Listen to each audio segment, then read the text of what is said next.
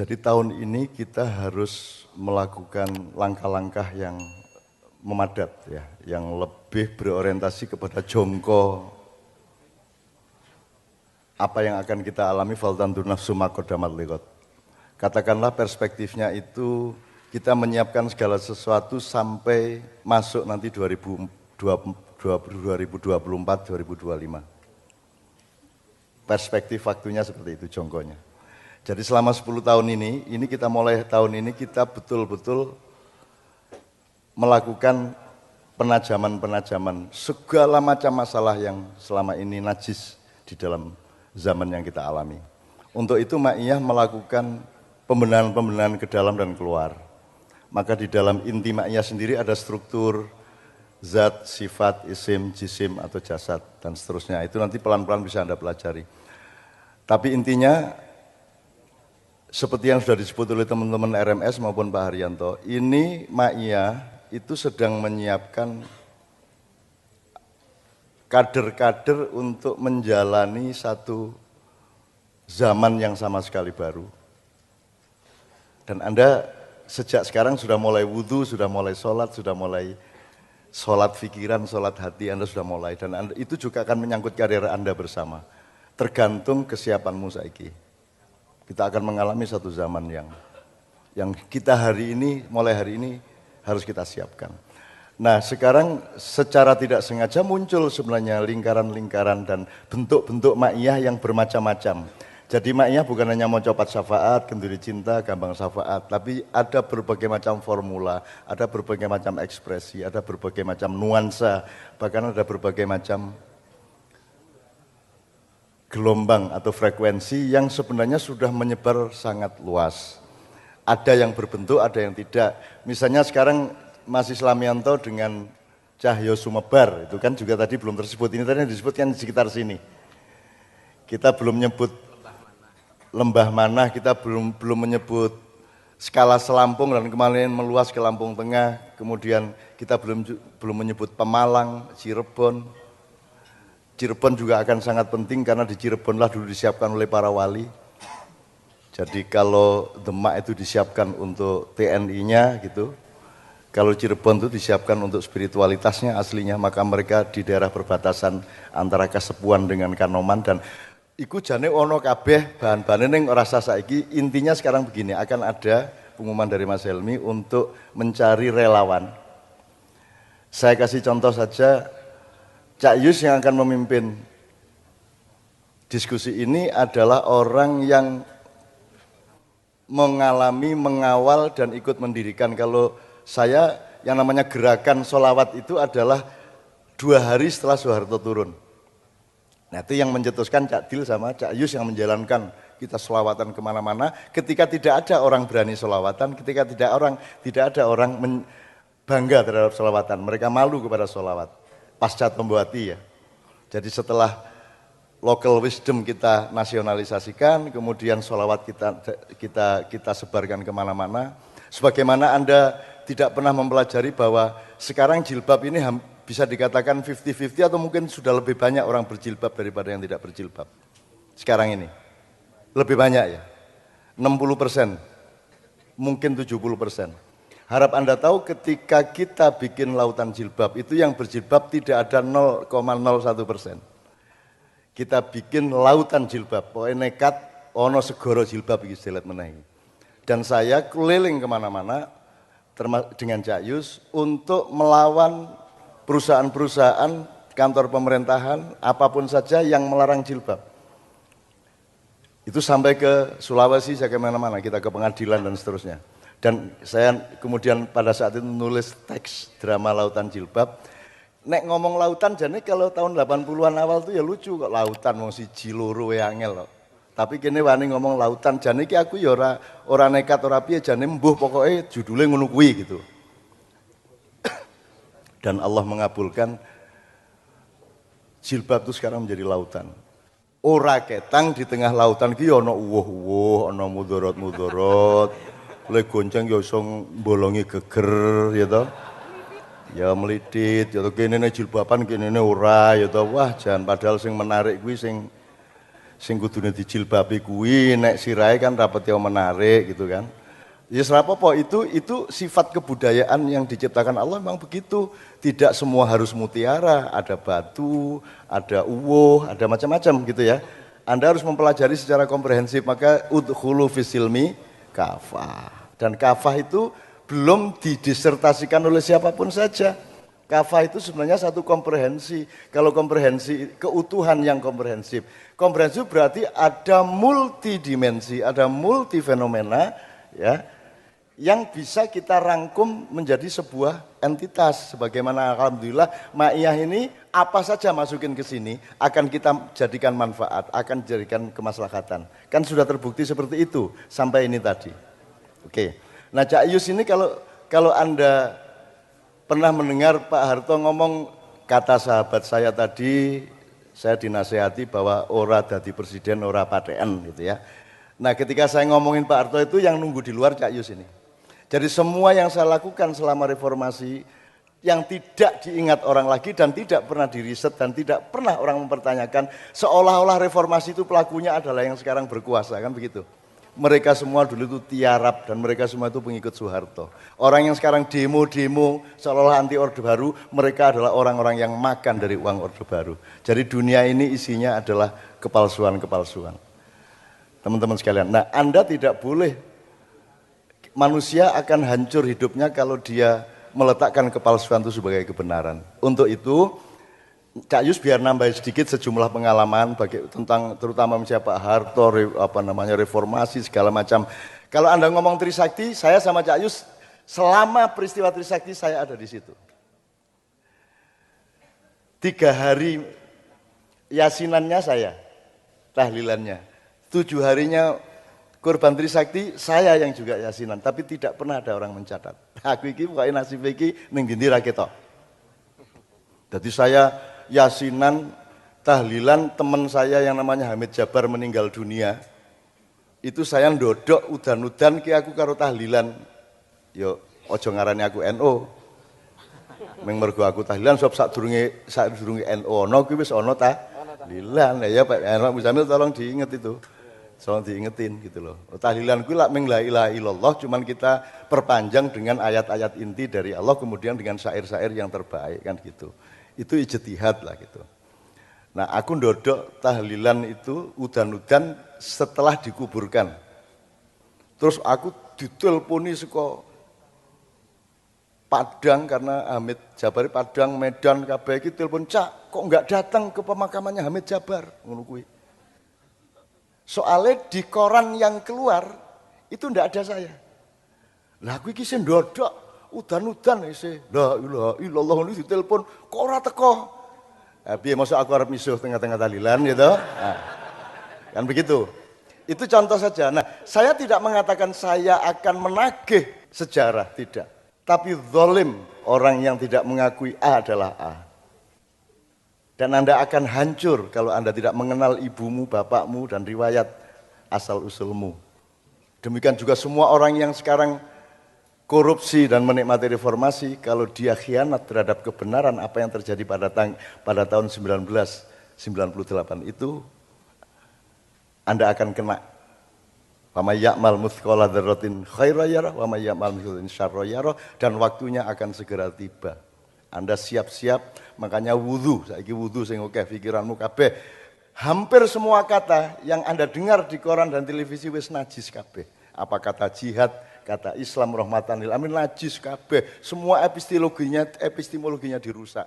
Bahkan hukum yang padat itu bisa diterapkan secara terbalik oleh hakim A dan oleh hakim B. Jadi sudah tidak ada jane mung ora wudu tok kuwi wis najis munggo ladha wis kudu adus anu kuwi. Adus wedi pisan kuwi. Asline gitu ya teman sekalian. Nah, Cak Yus sebelum memulai tolong mendasari Mas Helmi akan mengumumkan sesuatu. Saya minta Mas Helmi bersama Cak Yus ke sana. Biar Cak Yus menceritakan sedikit beberapa hal yang mungkin terpenting. Karena Cak Yus ini sudah lama tidak aktif di Ma'iyah meskipun aktif hanya di Jombang gitu ya, tapi dia tidak sampai pernah ke sini. Tapi kalau Anda ngomong gerakan sholawat, pendirian Ma'iyah, Tombo Hati, Kiai Kanjeng kemana-mana. Kalau sekarang Zaki yang ngurusi dulu di era itu Cak Yus. Monggo Cak Yus. Bismillahirrahmanirrahim. Assalamualaikum warahmatullahi wabarakatuh. Alhamdulillah bisa silaturahmi malam ini dengan teman-teman. Saya hanya ingin menambahkan beberapa hal bahwa ada seorang tokoh di Turki namanya Said Nursi. Said itu kemudian disebut Badiüzzaman kalau nggak salah, yang mengharumkan bangsa waktu di sana. Itu punya artikel kira-kira sekitar 33.000. Tetapi jejaknya hampir sulit dicari karena tidak banyak yang menulis tentang beliau. Saya bayangkan kalau gagasan Mas Helmi dan teman-teman Progres ini menulis yang nanti akan diumumkan, itu adalah menjawab bahwa tidak boleh lagi ada kejadian kelak anak cucu kita akan sulit mencari data tentang gerakan Ma'iyah di mana-mana yang sudah dilakukan. Tiba-tiba hilang begitu saja tanpa tercatat oleh sejarah. Ini yang menjadi catatan mungkin Mas Helmi pertama ya. Kenapa? Karena seperti contoh Said Nursi di Turki itu sangat sulit dicari datanya, meskipun ada tapi tidak banyak. Padahal dia tokoh hebat dan luar biasa, gerakannya luar biasa, ditahan sampai bertahun-tahun juga terus menulis. Tetapi karena tidak ada tim waktu itu ya yang bisa membantu menuliskan sejarah perjuangannya, sehingga yang terjadi adalah kehilangan sejarah. Padahal setiap tokoh itu berjasa pada zamannya, dan zaman itu akan melahirkan seperti kita tadi bahas dengan Mas Umbu ya, tentang Mas Umbu. Maka sebelum saya melanjutkan, Mas Helmi akan mengumumkan, saya menjadi saksi hari kejadian kerusuhan pertama di Jakarta, dibakar di mana-mana. Saya sama Cak Nun keliling kemana-mana bawa mobil sama seorang supir. Di belakang mobil kita adalah air putih aqua dan karpet gulungan. Sehingga berkali-kali dicegat oleh tentara, tokoh tidak selawatan. Jadi tentara banyak di mana-mana, nggak ada mobil. Mobil sedikit sekali di Jakarta waktu itu, hanya sedikit mobil. Bahkan saya pernah jalan kaki juga dari Cipinang ke Kelapa Gading, itu juga dalam kondisi semua sedang terbakar di mana-mana. Kerusuhan 98 itu. Saya sama Cak Nun dan teman-teman Cak Til waktu itu kemudian mendirikan Hamas namanya, Himpunan Masyarakat Selawat. Hamas ini kemudian melahirkan gerakan selawat dari kampung ke kampung. Yang waktu itu orang sudah bicara aja di TV. Tapi puncaknya sebenarnya tidak. Awalnya adalah pertemuan di rumahnya Cak Nun di Kelapa Gading ketika para tokoh ini ingin berkumpul. Bagaimana berkumpul, datang ke rumah Gus Dur waktu itu sakit dan seterusnya. Tapi ternyata tidak terjadi peristiwa itu karena ada tokoh yang mengkhianati sehingga tidak terjadi pertemuan itu. Sehingga Cak Nun memilih, gak mikir negara, ayo keliling aja selawatan. Cak Til yang punya ide selawatan. Kami keliling dari kampung-kampung, di Perak, di Priok, di Jakarta, keliling di kampung-kampung semua, menemani rakyat kecil, dialog kecil. 100 orang, 200 orang, kemudian berkembang beberapa bulan kemudian kami membawa mini Kiai Kanjeng ya Pak Joko ya.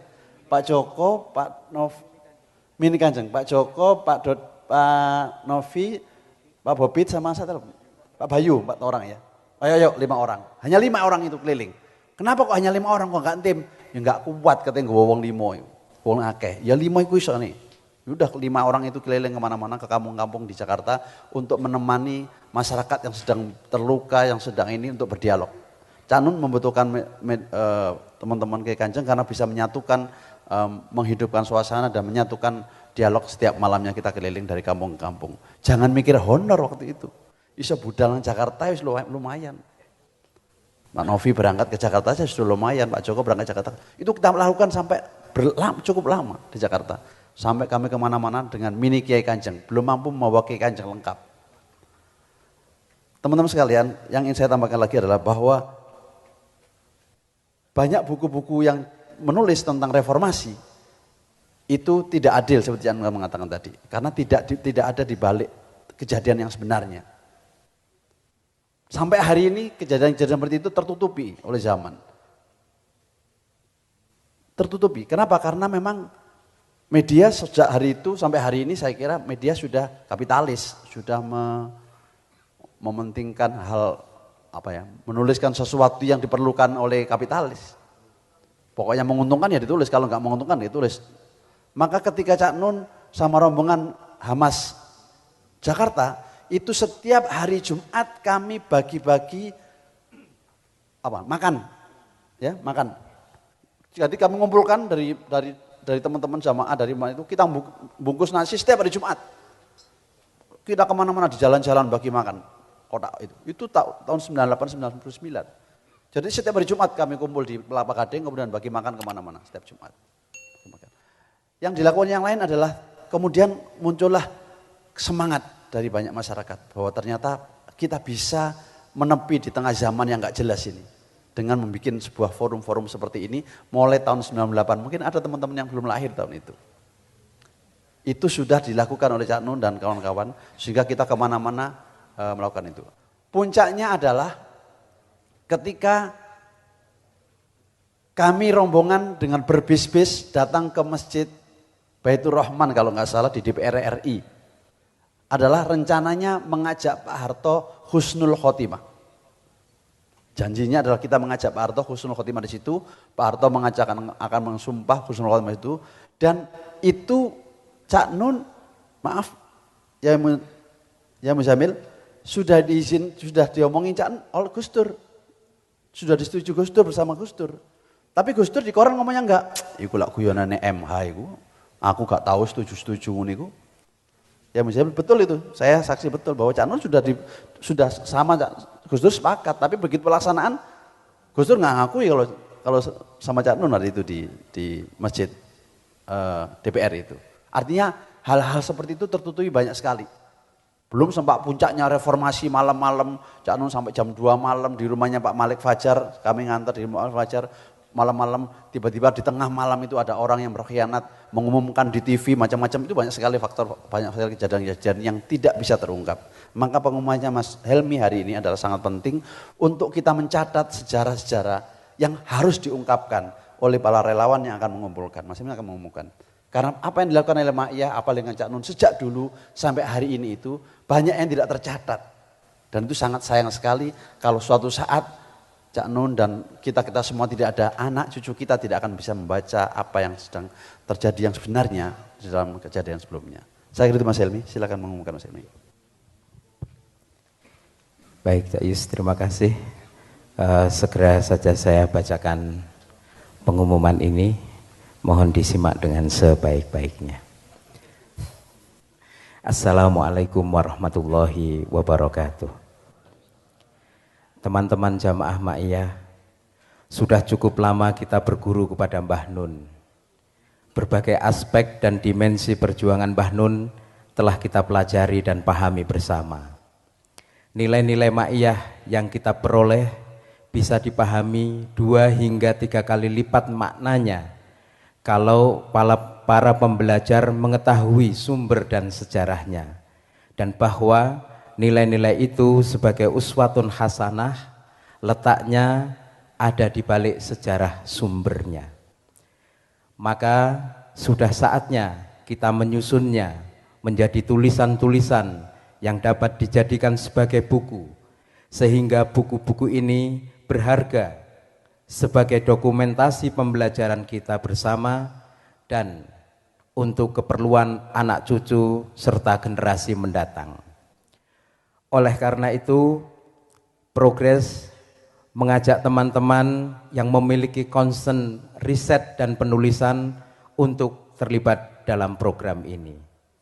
Sekurang-kurangnya 10 bidang berikut ini merupakan beberapa dimensi laku dan perjuangan Mbah Nun yang dapat teman-teman pilih sebagai fokus riset dan penulisan.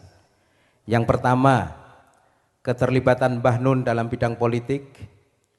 Kedua, keterlibatan Mbah Nun dalam bidang kesusastraan. Ketiga, keterlibatan Mbah Nun dalam menemani umat. Keempat, keterlibatan Mbah Nun dalam bidang kebudayaan masyarakat. Kelima, keterlibatan Mbah Nun dalam dunia kesenian. 6, keterlibatan Mbah Nun dalam bidang pemikiran keislaman. 7, keterlibatan Mbah Nun dalam mengatasi persoalan-persoalan di dalam masyarakat. 8, keterlibatan Mbah Nun dalam membangun kemandirian tafsir dan ijtihad. 9, keterlibatan Mbah Nun dalam membangun kesadaran akan martabat dan keutuhan manusia. 10. Keterlibatan Mbah Nun dalam persoalan kepemimpinan umat dan masyarakat. 10 bidang ini masih bisa kita tambah dengan bidang-bidang yang lain seperti pendidikan, ekonomi, kesehatan, dan bidang-bidang lain yang mungkin teman-teman temui di dalam proses pembelajaran selama ini. Silakan teman-teman dapat segera menghubungi saya di 085 868 717 831. Saya ulangi 085 868 717 831. Wassalamualaikum warahmatullahi wabarakatuh. Yogyakarta 17 Maret 2015. Makatan. Ada yang bertanya? Enggak. Baik, jadi penegasan dari Mas Helmi dari Progres adalah nanti kita bagi lembarannya. Ini sekali lagi untuk seperti kita katakan tadi, untuk oke, boleh silakan dibagi aja Mas. Supaya kita bisa mencatat sejarah yang sebenarnya gitu ya. Baik, sebelum masuk ke materi rahmatan lil alamin yang mana, saya ingin memberikan pengantar sedikit bahwa siapa dulu ini? Ada Sabrang, ada Yemu Zamil, saya kira semua ya nanti akan bicara. Masing-masing akan memberikan catatannya tentang ini, makna daripada tema ini. Tetapi teman-teman mungkin sekedar ini saja, bahwa setiap orang itu punya sejarah di masa kecilnya. Punya sejarah catatan di masa kecilnya. Sabrak ini ponakan saya ini, waktu TK sudah bikin perkara. Mau tahu perkaranya apa? Dia itu datang ke seorang teman saya, orang yang sakti mandraguna. Ditusuk dia tidak bisa. Dibacok itu tidak bisa berdarah dia. Di depan Sabrang, teman saya ini kemudian menunjukkan keahliannya. Dengan pisau dia tonjol-tonjol gini. Dan betul-betul nggak bisa anak Jombang itu. Namanya Majid. Memang dia sakti. Begitu keluar dari rumah di Kadipaten waktu itu kan, bukan di Patangpuluhan, di mana itu? Bukan, yang di alun-alun selatan. Tempat Cak Dil. Patean, ya. Dari Patean, Sabrang pulang, namanya Majid itu kecelakaan, sepeda motornya jatuh dan berdarah-darah. Masuk rumah sakit namanya Majid, yang tadi menunjukkan bahwa dia sakti itu loh.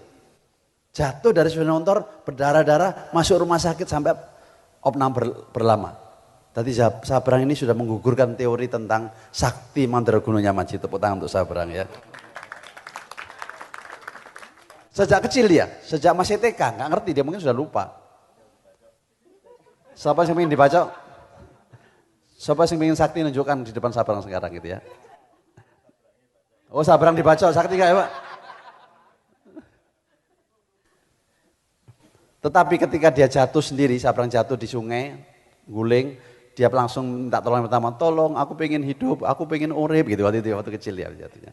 Baik, kita mulai dari siapa Mas Harito yang mulai dulu?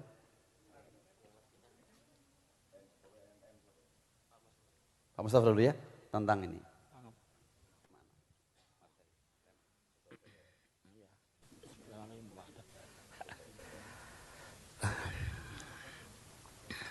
Terima kasih.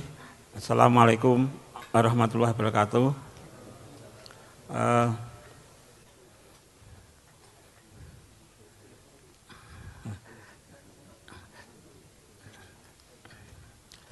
Ini saya teori ini sih.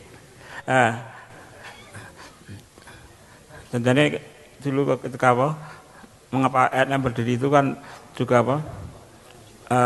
itu mengalunya tagline-nya udah tagline. Tapi Islam rahmatan lil alamin itu memang sudah sejak awal kita ingin, karena melihat sekarang orang mempraktikkan Islam itu kok hanya Islam lil Islam, Islam lil Muhammadiyah, Islam lil apa, Islam lil anal dan sebagainya itu kan. Nah, kemudian kita melakukan pengkajian itu ada 8 tafsir dari Rahmatil Alamin. Nah, salah satunya itu 8 itu terangkai kesesuaian adalah Islam itu sangat berorientasi kepada kebajikan.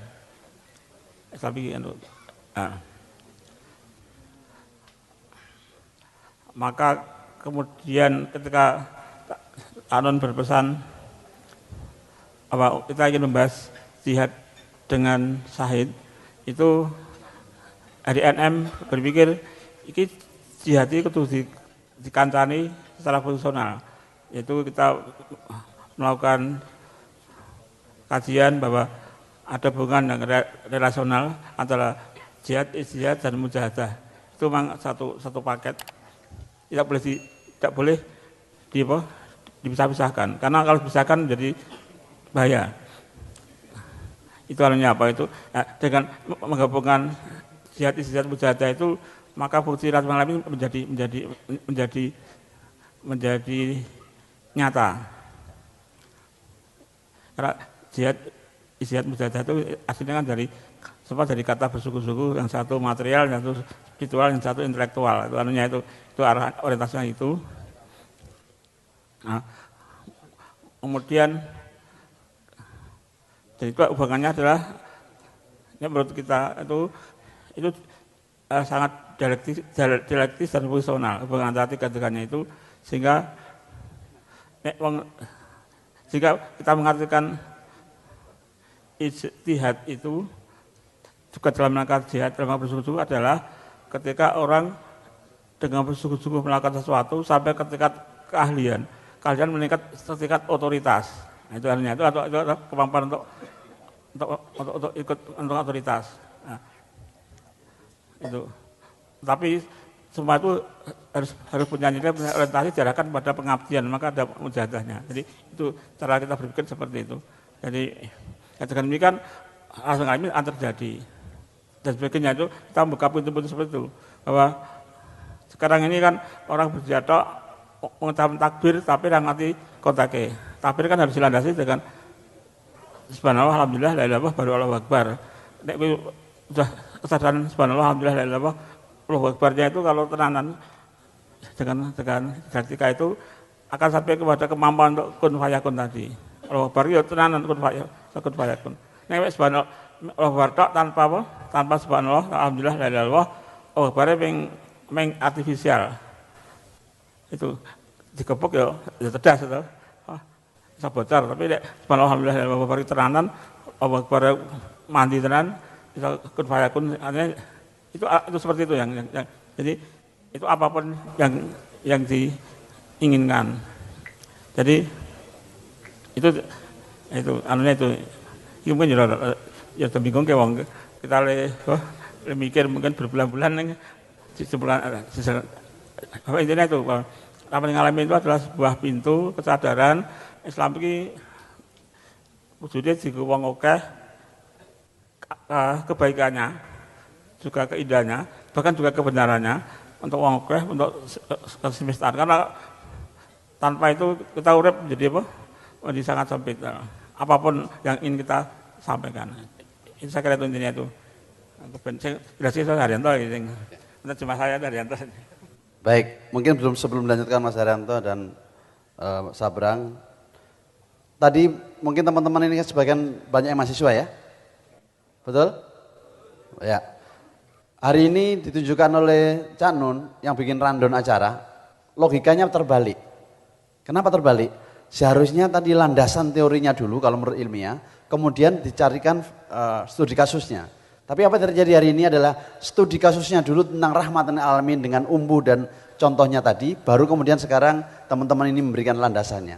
Maka teman-teman sebenarnya tidak terlalu sulit untuk menerjemahkan Rahmatil Alamin kalau mengikuti sejak awal. Garisnya tadi, apa yang disampaikan tentang konsep, apa yang dilakukan oleh Mas Umbulan Duparangi dan seluruh murid-muridnya, dan itu adalah contoh konkret jihad, contoh konkret Rahmatan lil Alamin, seperti yang Mas Mustafa yang tulis tahun 99 Mas maksudnya ya. Mau dibacakan sebentar ya? Oke. Ini saya sudah dulu ketika tahun 99 kita ada mayah pertama kali di sini. Saya sudah bayangkan ada gerak Rahmatil Alamin.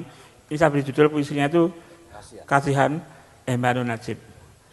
Itu saya sudah ngereito itu. Ngereito sudah merasakan itu. Ini menanam lebih penting ketimbang menebang. Rahmatil Alamin toh. Menyuburkan tanah lebih penting daripada ketimbang mencuri. Memberikan cahaya lebih penting ketimbang membakar kata. Menyalami lebih penting ketimbang menembaki. Dan menangis lebih penting ketimbang mabuk berkepanjangan. Itulah Rahmatil Alamin itu. Jadi menanam lebih penting daripada menebang. Itu. Ya kita nggak pernah menebang berarti kan nyolong gitu, nebangi orang liya itu, menebang diri sendiri itu, berarti kita merampok haknya anak cucu itu. Nah, jadi itu sudah ada di sini spiritnya itu di dalam puisi judul Kasihan itu ada di sini, tinggal diterjemahkan masing-masing. Oke, Mas Haryanto. Terima kasih. Pada malam hari ini saya semakin paham gitu, kenapa sampai dengan hari ini kondisi kehidupan berbangsa kita tidak karu-karuan. Meskipun di TV, di koran dan sering kita saksikan begal-begal di Jakarta, kemudian di Jogja juga beberapa hari ini ada begal. Pada malam hari ini saya menyaksikan bahwa begal yang sesungguhnya, begal yang terbesar gitu ya. Kejahatan yang terbesar adalah pembegalan sejarah gitu. Hak kebahagiaan anak cucu, hak kita semua untuk menikmati bangsa ini dibegal. Dan saya pikir makna jihad yang sesungguhnya yang merebut barang yang dibegal itu. Meskipun yang dibegal ikhlas, bukan berarti kemudian tidak wajib bagi orang yang menyaksikan pembegalan itu untuk merebut barang yang dibegal dan mengembalikan kepada yang berhak. Kalau kita lihat satu tahapan dalam tarikh perjalanan Rasulullah, ketika Rasulullah di Mekah itu dihina, ketika Rasulullah itu di Mekah dianiaya, ketika Rasulullah itu di Mekah tidak memungkinkan untuk berkembang nilainya, maka Rasulullah hijrah ke ke Madinah. Dan selama di Madinah itu Rasulullah tidak berniat untuk menetap di sana. Tapi Rasulullah di sana membangun peradaban, membangun perangkat-perangkat, membangun sistem, membangun piranti-piranti yang ujungnya sejarah mencatat Fathul Makkah. Meskipun pada saat itu bukan Rasulullah berniat untuk menyerbu, menyerang, merebut atau mengembalikan hak, enggak. Tapi Rasulullah, kehendak sejarah Rasulullah bersama-sama dengan jamaah hajinya, dan itu yang kemudian menggetarkan hati musuh-musuh Rasulullah dan peristiwa Fathul Makkah itu terjadi. Nah, ketika kondisi bangsa kita sudah tidak memungkinkan nilai-nilai kebenaran itu berkembang, kebajikan, rahmatan lil alamin itu sudah tidak memungkinkan lagi, maka hijrah kita ya ke Ma'iyah ini. Tapi Ma'iyah bukan untuk selamanya. Ada satu tahapan lagi, yaitu Fathul Makkah. Fathul Makkah itu kapan? Dan sering kita bertanya, apa kita sudah siap dengan itu? Apa kita sudah mampu dengan itu? Ya seperti yang disampaikan Mas Umbu Wulang tadi, ketika engkau takut dengan petir dan guntur, maka sesungguhnya engkau adalah pengkhianat kebenaran. Terus piye? Saya pikir itu, dan apa yang kita lakukan saat ini gitu, dan pada hari-hari berikutnya di Mocoba Syafaat, di Bambang Wetan, di Gunduri Cinta, dan di semua simbol yang lain, tidak lain adalah dalam rangka satu upaya untuk menata kembali, menyempurnakan Madinah kita.